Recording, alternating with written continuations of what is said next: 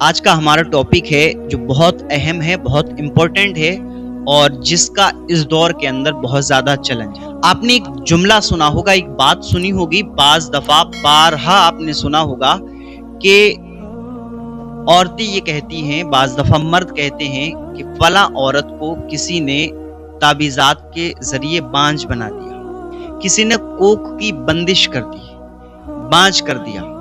ٹھیک ہے، آپ نے بارہا یہ سنا ہوگا، اگر کسی کے یہاں بچے کی ولادت نہیں ہو رہی ہے تو عورتیں جو ہے کہتی ہیں کہ آپ کو جو ہے کسی نے بانجھ کر دیا، کسی نے حسد میں کر دیا، کسی نے دشمنی میں کر دیا۔ تو کیا اسلام کے اندر ایسا کچھ ہے یا نہیں؟ کیا شریعت اسلامیہ کے اندر کوئی بندہ کسی عورت کو بانجھ کر سکتا ہے یا نہیں کر سکتا؟ اور اگر کوئی بندہ ایسا کرتا ہے تو کیا یہ بہت بڑا گناہ ہے؟ کیا اس کی معافی ہے یا نہیں؟ تو آج کے اس ٹاپک میں ہم اسی کو دیکھیں گے کہ شریعت اور قرآن اس کے بارے میں کیا کہتا ہے۔ پہلے تو میں آپ کو قرآن پاک کی آیت پاک پڑھ کر سناتا ہوں۔ اللہ پاک قرآن پاک میں فرماتا ہے وَيَجْعَلُ مَن يَشَاءُ عَقِيمًا، اللہ تعالیٰ جسے چاہے بانجھ کر دے۔ یہ بندے کی طاقت نہیں ہے، بندے کی اتنی جرت اور ہمت نہیں ہے کہ وہ کسی بھی عورت کی کوکھ کو بانجھ کر دے، تعویذات کے ذریعے کسی طریقے سے کوئی بندش لگا دے کہ بچہ پیدا نہ ہو۔ یہ اللہ کی قدرت ہے اور اللہ نے قرآن پاک میں فرما دیا۔ اب بندہ ایسا کام نہیں کر سکتا۔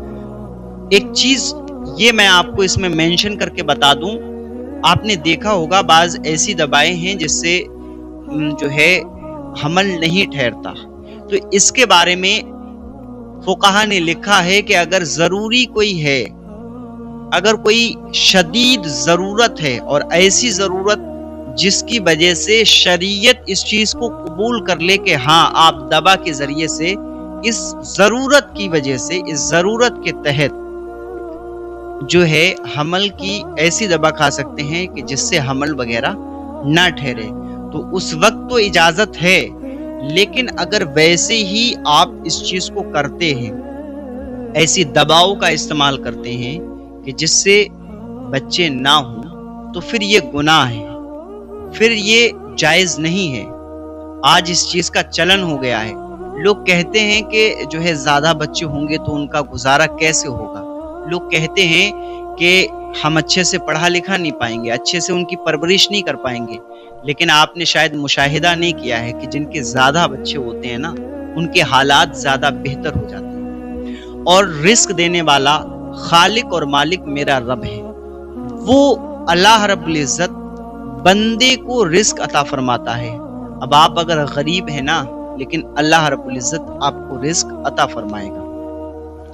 جو لوگ ایسا کرتے ہیں ان کو ایسا بالکل نہیں کرنا چاہیے۔